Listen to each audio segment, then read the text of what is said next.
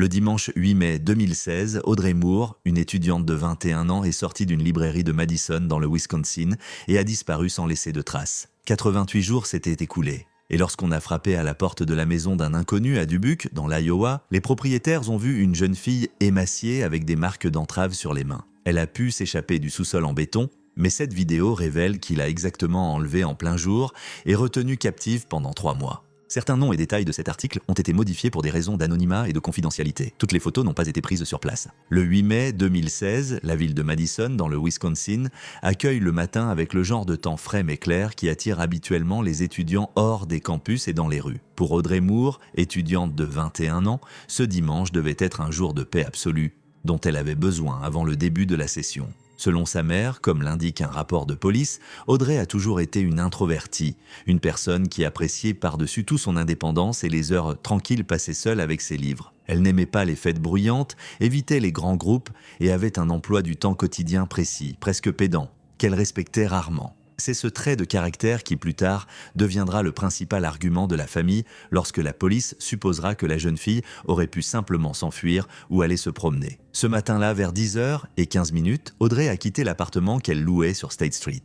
Elle était vêtue d'une veste gris clair, d'un jean et de baskets blanches et portait un sac en toile portant le logo de la bibliothèque locale. Les caméras de vidéosurveillance placées au coin des rues l'ont filmée en train de se diriger vers le centre-ville. Les images montrent que la jeune fille marchait lentement, qu'elle ne se retournait pas et qu'elle ne montrait aucun signe d'anxiété. Elle avait l'air d'une étudiante ordinaire profitant de son jour de congé. Sa cible était une librairie bien connue de Madison, Room of Vansowen. D'après le caissier qui travaillait à ce moment-là, Audrey est entrée à 11h du matin exactement. Il s'en souvenait bien, car il y avait peu de clients dans le magasin à cette heure-là. Elle a passé une quarantaine de minutes devant les rayons de littérature classique, en feuilletant soigneusement les pages. Elle a acheté 2 volumes cartonnés et a payé en espèces à 11h42.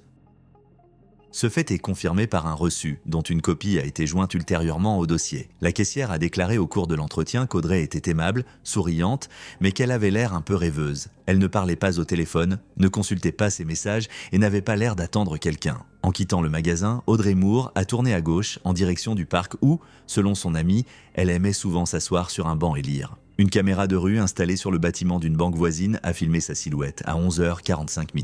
Elle est passée devant la vitrine d'un café, a ajusté son sac sur son épaule et a disparu du champ de vision de la caméra, pénétrant dans l'angle mort entre les 2 centres de bureaux. C'est la dernière fois qu'on l'a vue. Aucune autre caméra dans un rayon de 3 miles n'a filmé la jeune fille. Elle n'est pas allée au parc, n'est pas rentrée chez elle et n'est entrée dans aucun autre établissement. À 6h du soir, sa mère, qui vivait dans une ville voisine, a essayé d'appeler sa fille pour discuter de ses projets pour le week-end suivant. Le téléphone d'Audrey était éteint. L'inquiétude est immédiate car, selon ses parents, Audrey n'a jamais éteint son téléphone et a toujours répondu ou rappelé dans les 10 minutes. À 8h du soir, alors qu'il n'y avait toujours pas de connexion, le père d'Audrey a pris sa voiture et s'est rendu à Madison. L'appartement de sa fille était vide, les choses étaient à leur place, l'ordinateur portable était fermé et il y avait une tasse de café non terminée sur la table depuis le matin. Il n'y avait aucun signe de lutte ou d'emballage précipité. À 9h30 du soir, après s'être assuré qu'Audrey n'était ni chez des amis ni à l'hôpital, la famille a signalé sa disparition à la police. L'officier de service a d'abord suggéré d'attendre le matin, invoquant le fait que les étudiants adultes se présentent peu souvent à l'improviste, mais les parents ont insisté pour faire une déclaration immédiate décrivant le comportement atypique de leur fille. L'opération de recherche a commencé le lendemain matin, le 9 mai 2016. La police de Madison a mobilisé des voitures de patrouille pour fouiller le trajet entre la librairie et l'appartement d'Audrey. Des dizaines de bénévoles, des camarades de classe d'Audrey et des voisins inquiets se sont joints aux recherches. Ils ont affiché des prospectus avec la photo de la jeune fille souriante sur tous les lampadaires et toutes les vitrines dans un rayon de 8 km. Les détectives ont saisi les images de toutes les caméras de vidéosurveillance disponibles et ont vérifié les factures des téléphones portables et les transactions bancaires. Le dernier signal émis par le téléphone a été enregistré à 23h50 sur une antenne relais desservant le centre-ville, après quoi l'appareil a cessé de fonctionner. L'appareil a ensuite cessé de fonctionner. 5 minutes seulement se sont écoulées depuis que la jeune femme a disparu du champ de vision de la caméra à l'extérieur de la banque. Ce fait indique que l'événement s'est produit instantanément et dans un espace très limité. Les experts judiciaires ont examiné l'angle mort, l'allée entre les bâtiments, mais n'y ont rien trouvé. Aucun signe de lutte, aucun objet perdu, aucun signe de freinage d'une voiture. Elle s'était tout simplement volatilisée au milieu d'un dimanche après-midi très fréquenté. Au cours de la première semaine, la police a reçu plus d'une centaine d'appels de personnes qui auraient vu une fille similaire, mais aucun de ces rapports n'a été confirmé. Ils ont vérifié les hôpitaux, les refuges, les gares et les aéroports. Nous avons consulté les listes de passagers des bus et des trains, le résultat est nul. La presse locale s'est fait l'écho de l'affaire en titrant sur la disparition mystérieuse d'une élève exemplaire, mais elle n'a fourni aucune nouvelle piste. Les parents d'Audrey sont apparus à la télévision, implorant toute personne disposant d'informations de les contacter, mais la ligne d'assistance téléphonique est restée muette. Les enquêteurs ont interrogé tous les amis et connaissances d'Audrey, vérifié son ordinateur et les médias sociaux. Ils n'ont trouvé aucune allusion à une vie secrète, à des conflits, à des harceleurs ou à des plans de fuite. Sa vie semblait totalement transparente et sûre, ce qui rendait la situation encore plus effrayante. Après un mois de recherches intensives, lorsque toutes les pistes possibles ont été épuisées et ont abouti à une impasse, la phase active de l'opération a été officiellement clôturée. L'affaire a été classée dans la catégorie des affaires non résolues, laissant la famille dans un état de désespoir indescriptible. La ville reprit lentement son rythme normal. Les cartes postales avec le visage d'Audrey commencèrent à s'effacer sous le soleil et la pluie, et la question « Où est-elle ?» resta suspendue dans le silence sans réponse. Personne à Madison n'aurait pu imaginer qu'à quelques centaines de kilomètres de là, une histoire très différente avait commencé à se dérouler. Une histoire que le monde apprendrait seulement 88 jours plus tard. 88 jours de silence absolu se sont écoulés, pendant lesquels l'enquête sur la disparition d'Audrey Moore n'a pas avancé d'un pouce, et ces dossiers ont commencé à prendre la poussière dans les archives de Madison. Le 4 août 2016, la soirée à Dubuque, dans l'Iowa, est calme comme un parc. Cette ville est située à près de 90 miles de l'endroit où l'étudiante a été vue pour la dernière fois, et aucun des habitants ne s'attendait à ce que ce soit là que le drame se termine.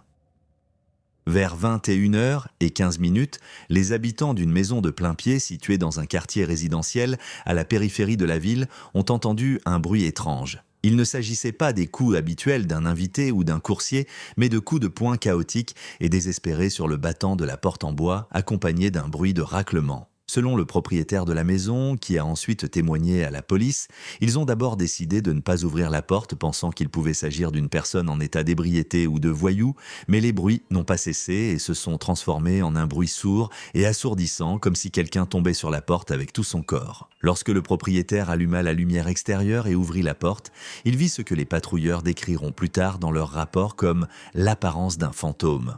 Sous le porche se tenait une jeune fille méconnaissable comme l'étudiante de 21 ans des photos prises 3 mois plus tôt. Elle était pieds nus, vêtue d'un t-shirt d'homme sale et déchiré, trop grand de plusieurs tailles, et d'un short de gymnastique couvert de taches de mazout et de terre. Sa peau était d'une pâleur anormale, presque grise, ses cheveux étaient emmêlés et ses jambes étaient couvertes d'égratignures et d'échymoses, mais ce sont ses mains qui horripilent là le plus les propriétaires. Sur ses 2 poignets, il y avait des blessures profondes et enflammées avec des croûtes de sang séchées et des ecchymoses d'une forme caractéristique en anneaux, indiquant qu'elle avait porté des chaînes métalliques pendant longtemps. Selon la femme du propriétaire, la jeune fille grelottait de froid, bien qu'il fasse chaud dehors, et ne pouvait pas dire un mot, se contentant d'émettre des sons rauques et de pointer les mains vers la rue sombre, comme si elle avait peur d'être poursuivie. Le couple l'a immédiatement entraînée à l'intérieur, a fermé la porte à clé et a baissé les stores. La femme a jeté une couverture chaude sur les épaules de l'inconnu et a essayé de lui donner de l'eau, mais les mains de la jeune fille tremblaient tellement qu'elle ne pouvait pas tenir le verre. À 21h22, l'appel est arrivé sur la ligne de secours 911. Le dispatcher a enregistré un rapport sur une femme inconnue dans un état d'épuisement extrême, affirmant s'être échappée de sa captivité. La première patrouille est arrivée sur les lieux 6 minutes plus tard. Les agents qui sont entrés dans la maison ont été choqués par l'apparence de la victime. Dans le rapport, le sergent a noté que les yeux de la jeune fille étaient vides, qu'elle regardait les gens sans fixer son regard et qu'elle réagissait au son fort de la radio en secouant tout son corps. L'état de ses poignets ne laissait aucun doute sur le fait qu'elle avait été maintenue par la force.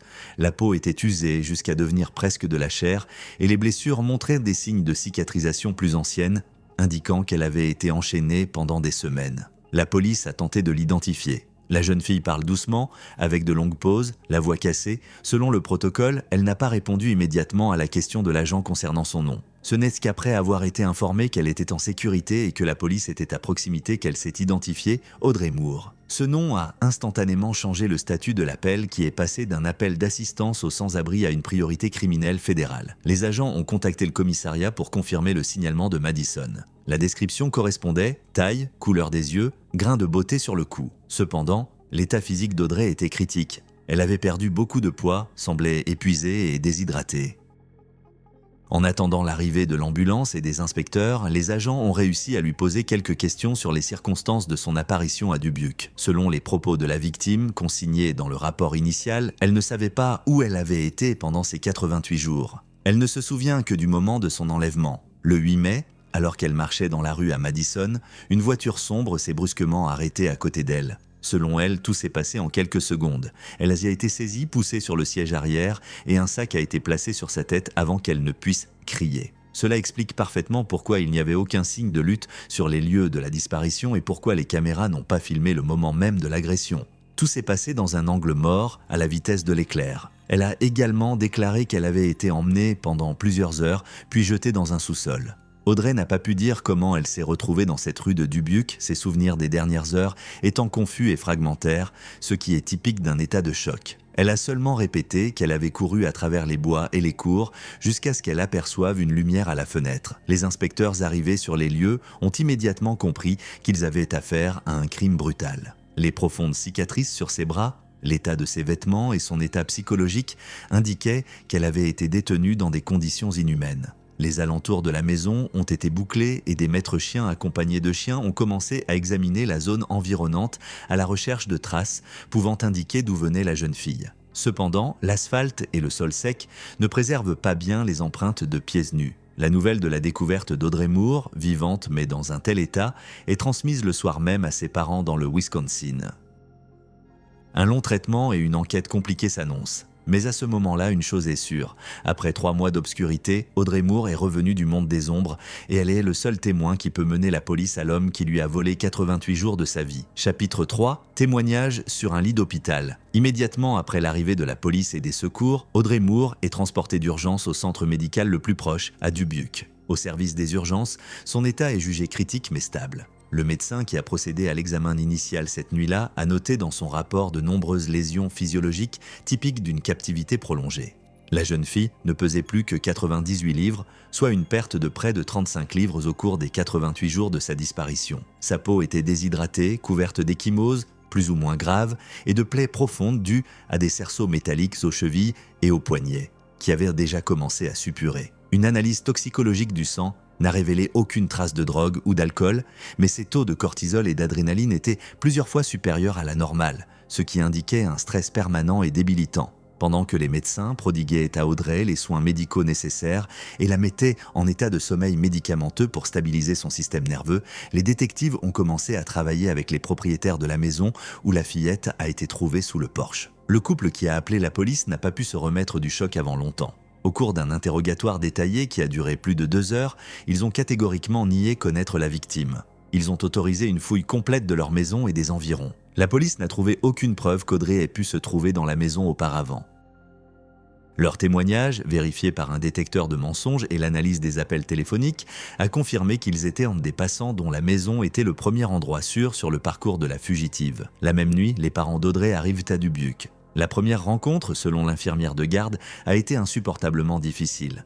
La mère a à peine reconnu sa fille dans cette silhouette décharnée, reliée à des perfusions et à des moniteurs. Les médecins ont prévenu la famille que l'état psychologique d'Audrey était extrêmement fragile et que toute pression pouvait entraîner une retraumatisation. Par conséquent, le premier interrogatoire officiel avec la participation d'inspecteurs du département des crimes majeurs n'a été programmé que pour le matin du 5 août 2016. À 9h30 exactement, les inspecteurs sont entrés dans la chambre. Audrey était assise sur le lit, regardant par la fenêtre et, selon la transcription de l'interrogatoire, elle a d'abord parlé presque en chuchotant. Elle a commencé son récit au moment de l'enlèvement, confirmant que tout s'était passé en un instant à l'extérieur d'une librairie à Madison.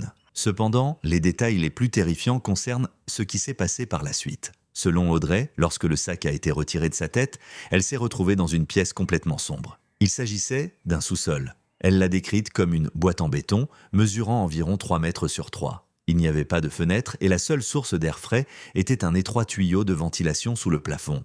Le sol était en terre, froid et humide. Elle a déclaré que sa jambe droite était enchaînée par une longue chaîne à un anneau métallique encastré dans le mur. La longueur de la chaîne ne lui permettait d'atteindre qu'un seau qui servait de toilette et un vieux matelas jeté dans un coin. Pour elle, les jours et les nuits se confondaient en une éternité grise et continue. Audrey a admis qu'elle essayait de compter le temps par cycle de sommeil, mais qu'elle perdait rapidement le fil. Les inspecteurs ont été très impressionnés par la description du comportement du ravisseur. Audrey a déclaré qu'au cours des 3 mois, elle n'avait jamais entendu sa voix. Il descendait chez elle une fois par jour, toujours à la même heure, ce qu'elle reconnaissait au son d'une cloche d'église lointaine, pénétrant à peine la terre. Il apportait de la nourriture, généralement des conserves, du pain et une bouteille d'eau. Il était habillé de vêtements sombres et son visage était toujours caché par un masque de ski. Il ne répondait jamais à ses supplications, à ses cris ou à ses questions. Il agissait comme un mécanisme sans âme. Il posait la nourriture, prenait le seau, vérifiait que la chaîne était bien fixée et s'en allait. Selon la jeune fille, ce silence absolu a brisé son psychisme plus que la douleur physique. Elle a commencé à se parler à elle-même pour ne pas oublier le son de sa propre voix. Elle a récité des poèmes qu'elle avait lus dans des livres et a construit mentalement des dialogues avec ses parents. En ce qui concerne l'évasion, Audrey raconte que le soir du 4 août, le ravisseur a commis une erreur fatale. En descendant chercher de l'eau, il a probablement oublié de verrouiller le cadenas de ses chaînes après l'avoir vérifié ou le mécanisme a cédé à la rouille. Elle sentit l'anneau de sa jambe se desserrer au fur et à mesure qu'il montait les escaliers jusqu'au sommet. Après avoir attendu que ses pas s'arrêtent, elle put libérer sa jambe. La porte du sous-sol n'était pas verrouillée, seulement par un pêne de l'extérieur qu'elle réussit à ouvrir par une fissure avec une cuillère en métal qu'elle avait secrètement cachée il y a quelques semaines. Lorsqu'elle est sortie, elle a constaté qu'elle se trouvait dans un garage. La porte du garage était ouverte. Elle s'est enfuie dans la nuit sans se retourner et a couru à travers une zone boisée et des cours inconnus jusqu'à ce qu'elle aperçoive une lumière dans une maison à Dubuque. Elle n'a pas vu le visage de son bourreau, ne connaissait pas son nom et n'a pas pu déterminer l'emplacement exact de la maison parce qu'elle courait sous l'emprise de l'émotion. La seule chose dont elle se souvient clairement est une odeur particulière dans la cave. Un mélange de moisissures, d'huile de machine et de tabac bon marché. Les enquêteurs ont écouté son témoignage avec horreur, réalisant que quelque part près d'ici, peut-être dans le quartier voisin, il y avait une personne capable d'une telle cruauté de sang-froid et que cette personne était maintenant en liberté, réalisant son erreur. Chers amis, avant d'aborder la partie la plus importante de l'enquête, je voudrais vous demander de vous abonner à la chaîne, de laisser un commentaire sous cette vidéo et de l'aimer. Votre engagement est essentiel pour les algorithmes de YouTube. C'est ainsi que le système sait que le contenu est digne d'attention et aide à promouvoir la vidéo afin que le plus grand nombre possible de personnes puissent voir cette histoire déroutante. Merci d'être avec nous. Après le premier témoignage d'Audrey Moore depuis son lit d'hôpital, l'équipe d'enquêteurs a été contrainte de changer complètement l'orientation de son travail. Aucun conflit ? Ennemi secret ou personne suspecte n'ayant été identifié dans l'environnement immédiat de la jeune fille à Madison, les détectives ont conclu que l'enlèvement était soit une attaque aléatoire d'un prédateur, soit un acte soigneusement planifié par une personne extérieure. L'attention de la police s'est portée sur la ville de Dubuque, dans l'Iowa. La logique était implacable. La jeune fille émaciée, aux jambes abîmées et présentant des signes d'inanition prolongée, n'avait pas pu parcourir une longue distance après sa fuite.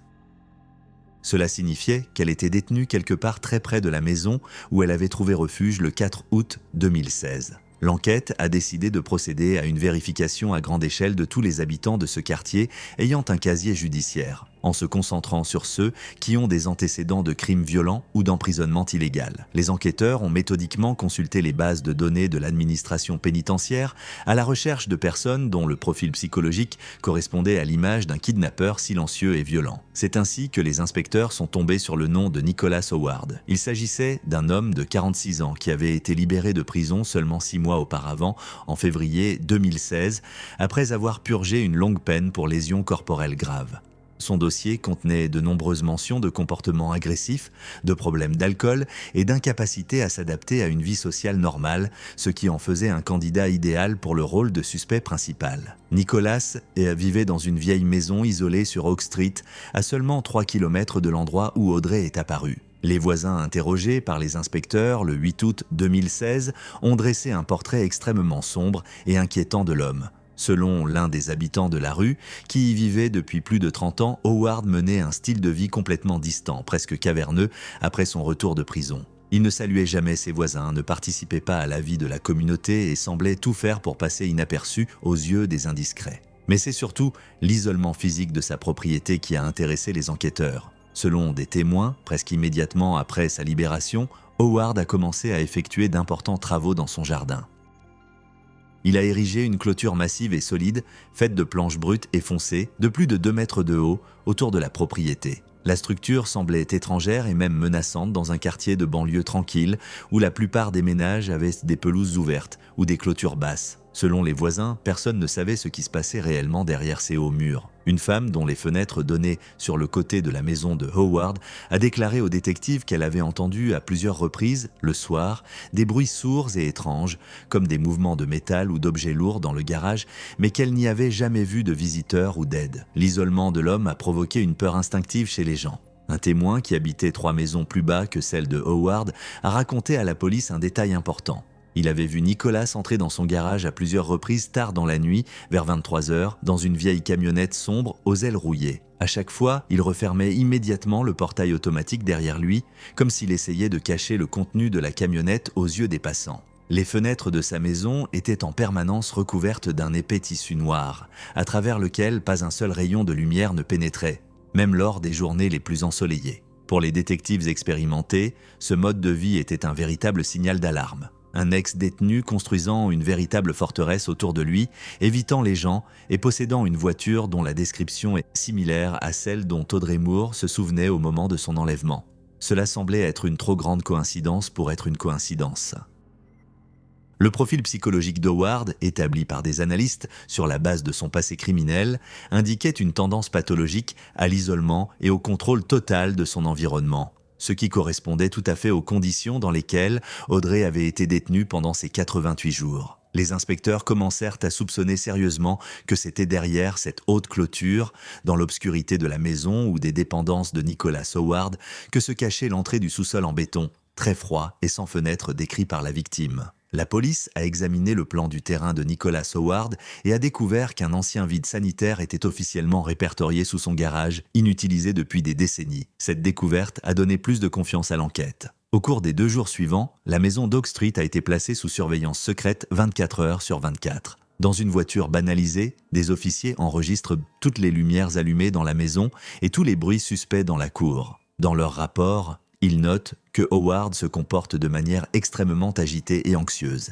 Il sort sous le porche à 2 heures du matin, fume une cigarette après l'autre pendant un long moment, fixant intensément l'obscurité de la rue, puis rentre brusquement à l'intérieur et ferme la porte à clé à plusieurs reprises. Sa nervosité, à la limite de la paranoïa, ne fait qu'accroître la confiance des inspecteurs dans le fait qu'ils sont enfin sur la piste du véritable criminel. La police de Dubuque a commencé à préparer une visite officielle et un interrogatoire, espérant que Nicholas Howard serait la personne qui répondrait à toutes les questions sur le sort d'Audrey Moore.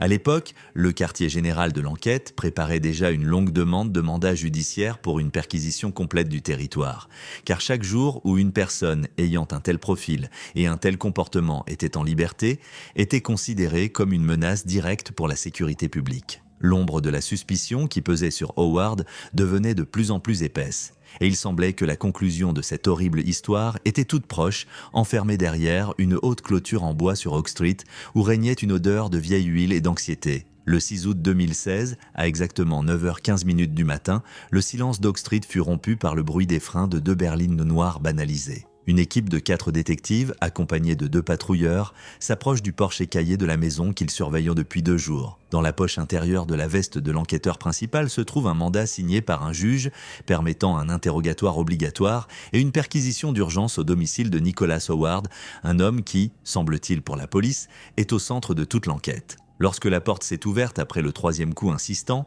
les policiers ont vu un homme qui n'était pas le maniaque froid et calculateur dont le profil psychologique avait été établi par les analystes du quartier général. Sur le pas de la porte se tenait un homme de 45 ans qui en paraissait au moins 60. Howard était vêtu d'un peignoir sale et taché, sous lequel apparaissaient des vêtements de nuit étirés. Il sentait fortement le tabac brûlé et éventé, et ses mains tremblaient visiblement, presque convulsivement, alors qu'il essayait de se protéger les yeux du soleil éclatant du matin. À l'intérieur de la maison, dans laquelle le groupe est entré sans cérémonie, régnait une atmosphère de délabrement et de chaos total qui n'a fait que renforcer les soupçons des inspecteurs. Le couloir et le salon sont jonchés de montagnes de déchets. Vieux journaux, bouteilles vides de whisky bon marché, boîtes fermées contenant des pizzas vieilles de 2 semaines et sacs de vêtements sales. Les fenêtres étaient hermétiquement fermées avec du carton et du ruban adhésif noir, créant une nuit artificielle à l'intérieur, et l'air était lourd et vicié. Les inspecteurs, qui ont commencé l'interrogatoire dans la cuisine, en repoussant la vaisselle sale de la table avec leurs coudes, décriront plus tard le comportement du suspect en détail dans leur rapport comme une réaction psychosomatique classique d'un coupable conduit dans une impasse. Nicolas était visiblement effrayé. Ses yeux tournaient autour de la pièce, évitant le regard des enquêteurs, essuyant constamment la sueur de son front et demandant de l'eau. Howard n'a pas pu donner de réponse claire à la première et principale question, à savoir où il se trouvait exactement le 8 mai 2016, entre 10h du matin et 2h de l'après-midi. Il s'est pris la tête, a commencé à se balancer sur sa chaise et à marmonner quelque chose d'inintelligible sur le fait que tous ces jours s'étaient confondus en un brouillard gris continu depuis sa libération de la colonie pénitentiaire. Il a tenté d'expliquer qu'il souffrait d'une profonde dépression clinique et d'insomnie chronique qu'il essayait en vain de noyer dans de fortes doses d'alcool, de sorte qu'il ne se souvenait vraiment pas de ce qu'il avait fait hier, et encore moins des événements survenus il y a 3 mois. Pour les inspecteurs expérimentés, habitués à entendre des mensonges, cette amnésie soudaine ressemblait à une tentative primitive et bon marché de se soustraire à ses responsabilités. Ils augmentent à la pression, sortent des photos d'Audrey Moore souriante avant l'enlèvement et des photos de ses mains mutilées après sa libération et les jettent sur la table devant lui.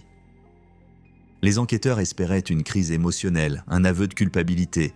Mais Howard s'est mis à pleurer, à se couvrir le visage avec ses paumes et à répéter hystériquement qu'il n'avait jamais vu cette fillable de sa vie, qu'il ne connaissait pas son nom et qu'il n'avait rien à voir avec les horreurs qui lui étaient arrivées. Ces propos selon lesquels la prison avait brisé son psychisme et qu'il voulait juste qu'on le laisse tranquille ont été perçus par les agents des forces de l'ordre comme une manipulation et une tentative d'apitoiement. Cependant, l'argument le plus convaincant contre Howard, selon les enquêteurs, est apparu 1 heure plus tard, lorsque le département analytique a envoyé des données confirmées sur ses antécédents professionnels. Il s'est avéré que, malgré son statut officiel de chômeur, il avait travaillé officieusement en avril et mai 2016 comme transitaire pour une petite entreprise de logistique spécialisée dans le transport de matériaux de construction et de quincaillerie entre l'Iowa et le Wisconsin. Une analyse détaillée de ses feuilles de route et des données de ravitaillement du véhicule a révélé une corrélation frappante. Son horaire de travail exigeait des déplacements quotidiens dans la banlieue de Madison.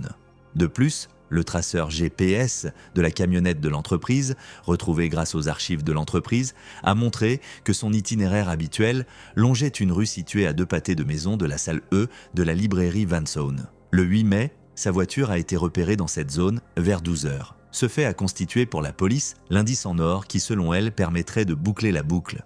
Ils avaient un suspect, avec un casier judiciaire chargé, une propension avérée à la violence, une absence totale d'alibi et surtout la capacité physique et technique de se trouver sur les lieux du crime à l'heure exacte de l'enlèvement.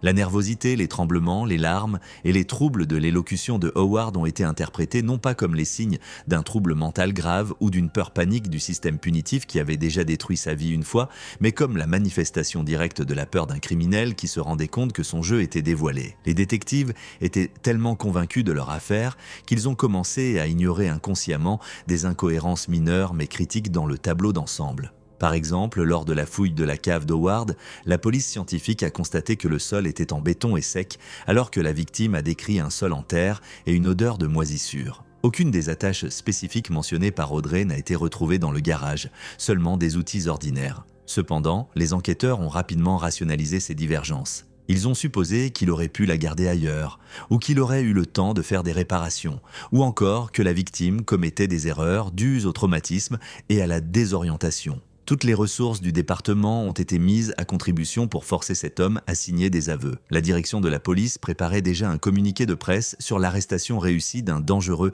récidiviste. Il pensait avoir résolu l'affaire au cours de la poursuite et cet excès de confiance, fondé sur un profilage erroné et une série de coïncidences, est devenu l'erreur professionnelle fatale qui a permis au véritable pirate de l'air de gagner un temps précieux, alors que Nicholas Howard bégayait de terreur et d'impuissance, essayant de prouver son innocence dans une salle d'interrogatoire étouffante, les véritables preuves physiques se trouvaient dans un tout autre endroit, à l'air libre, attendant l'occasion qui allait bouleverser l'enquête.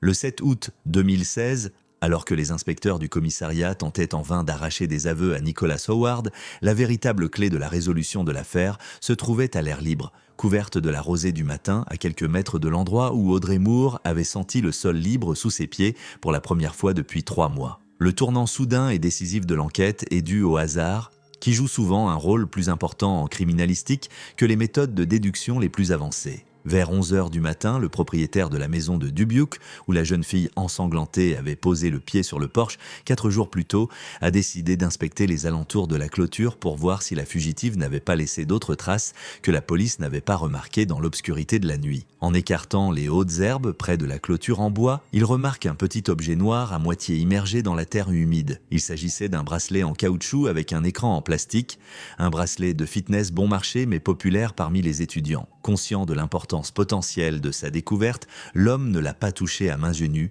mais l'a ramassé avec précaution à l'aide d'un outil de jardinage, l'a placé dans un sac et a immédiatement appelé l'enquêteur. L'appareil était complètement déchargé et donnait l'impression d'être là depuis plusieurs jours. Lorsque le bracelet a été livré au service de criminalistique numérique, les techniciens ont d'abord été sceptiques quant aux chances d'obtenir des informations utiles. Car ces gadgets ont une mémoire limitée et stockent rarement la géolocalisation hors ligne. Cependant, après l'avoir branché sur le secteur, les experts ont découvert qu'il s'agissait d'un modèle avancé, doté d'un module de mémoire intégré qui enregistrait l'itinéraire même sans synchronisation avec le téléphone.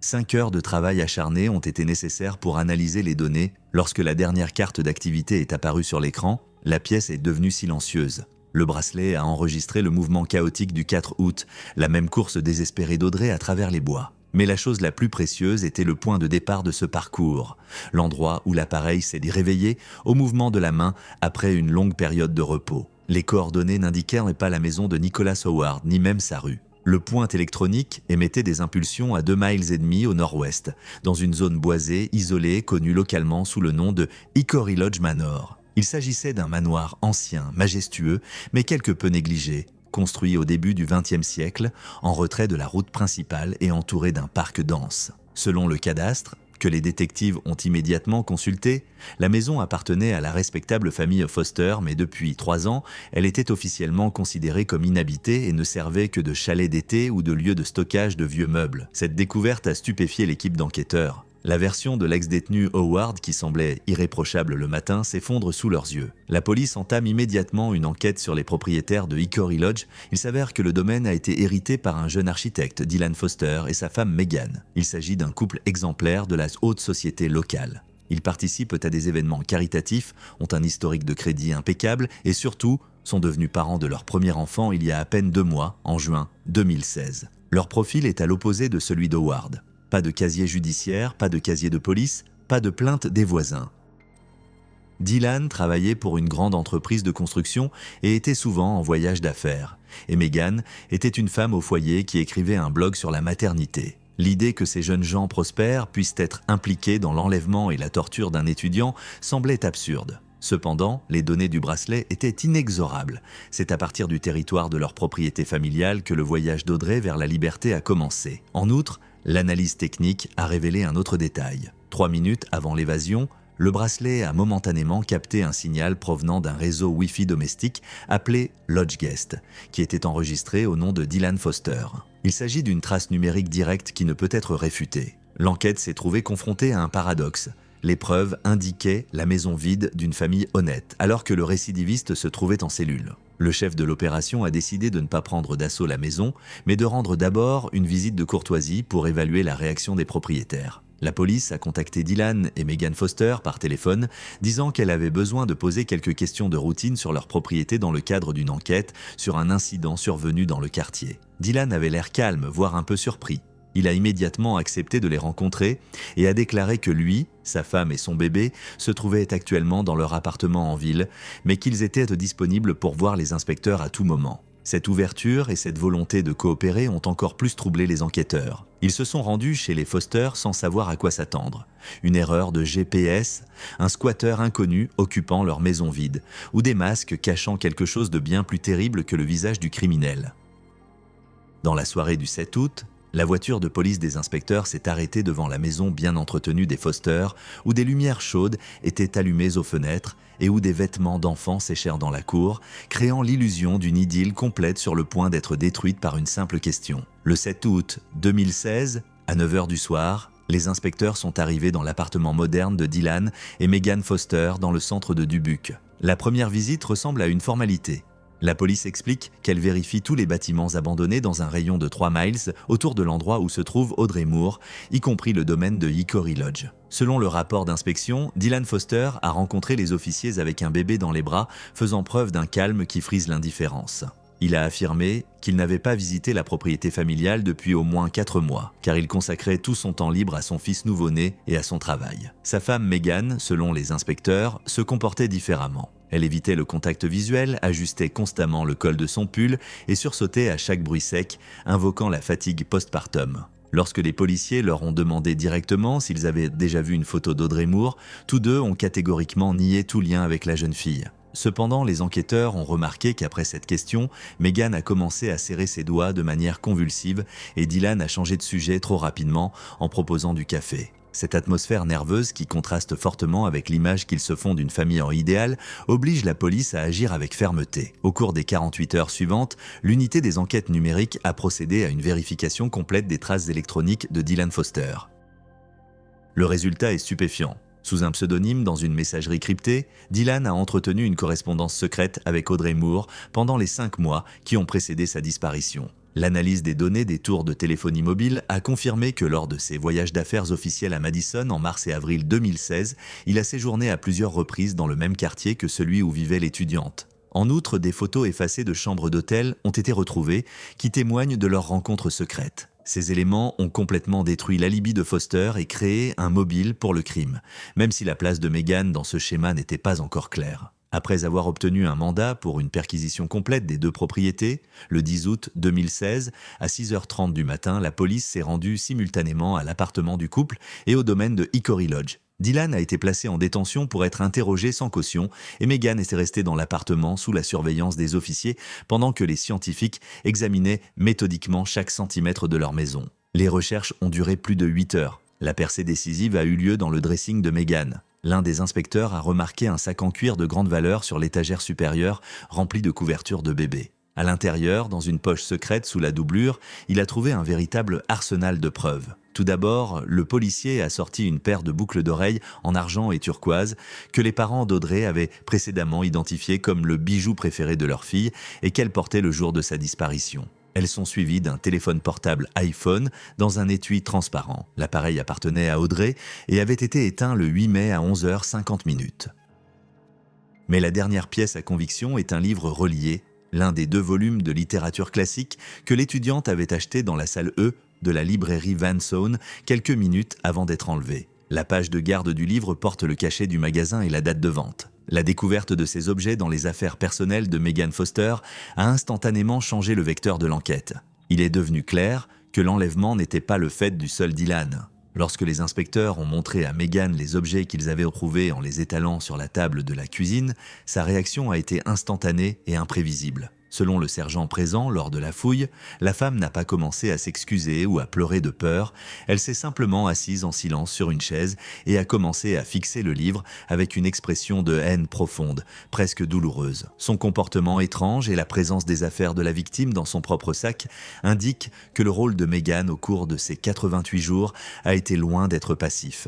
Elle n'était pas seulement consciente de la présence de la prisonnière dans la propriété familiale, elle était aussi celle qui gardait ses effets personnels comme des trophées ou des preuves de sa propre victoire sur sa rivale. Lorsqu'une autre équipe de médecins légistes a finalement trouvé l'entrée du sous-sol déguisée dans le garage de Hickory Lodge, Megan Foster a été officiellement arrêtée, soupçonnée de complicité d'enlèvement et de séquestration. Il est devenu évident que cette histoire n'était pas une attaque aléatoire d'un récidiviste, mais un drame familial planifié de sang-froid qui a coûté à Audrey Moore 3 mois de souffrances inhumaines. Le 11 août 2016, la salle d'interrogatoire de la police de Dubuque est remplie d'un silence étouffant, rompu uniquement par le ronronnement mesuré du vieux climatiseur. Devant Megan Foster, sur une table métallique, se trouvaient 3 objets qui allaient à jamais rayer son ancienne vie. Une paire de boucles d'oreilles en argent, un téléphone portable éteint et un livre relié portant le cachet de la salle E de la librairie Van Zone. Selon les inspecteurs qui ont mené l'interrogatoire, la femme a regardé ces objets pendant un long moment sans cligner des yeux, et son visage ressemblait à un masque sans vie. Lorsqu'elle a finalement commencé à parler, sa voix était dépourvue d'émotion. Elle semblait sèche et monotone, comme si elle lisait un rapport sur le sort de quelqu'un d'autre. Megan avoua que son plan avait débuté en avril 2016, lorsqu'elle avait appris par hasard la double vie de son mari Dylan. Alors qu'elle était dans les derniers mois de sa grossesse, elle a trouvé de la correspondance cachée sur son ordinateur portable et a réalisé que ses voyages d'affaires via Madison étaient en fait des rendez-vous avec une jeune étudiante nommée Audrey Moore. Pour Megan, qui a passé sa vie à construire l'image d'une famille idéale, cette trahison est un désastre. Dans un état de profonde dépression postpartum qui avait commencé à se développer avant même la naissance de son enfant, elle s'est convaincue que l'origine de tous ces maux n'était pas les actes de son mari, mais l'existence même d'Audrey. Dans son imagination morbide, elle a une idée. Si la fille disparaissait tout simplement, Dylan n'aurait nulle part où retourner, et leur mariage ressemblerait à ce qu'il était la première année après le mariage. Les 88 jours d'emprisonnement d'Audrey ont été précédés d'une préparation méthodique et froide. Megan avoua qu'elle s'était rendue plusieurs fois à Madison de son propre chef pour étudier les itinéraires de l'étudiante. Elle savait qu'Audrey aimait se rendre à la librairie le dimanche matin. Le 8 mai 2016, Megan laissa le bébé à une babysitter, prit une camionnette sombre appartenant à sa famille et rarement utilisée et se rendit dans le Wisconsin. Elle a attendu Audrey dans le même angle mort entre la banque et le centre administratif.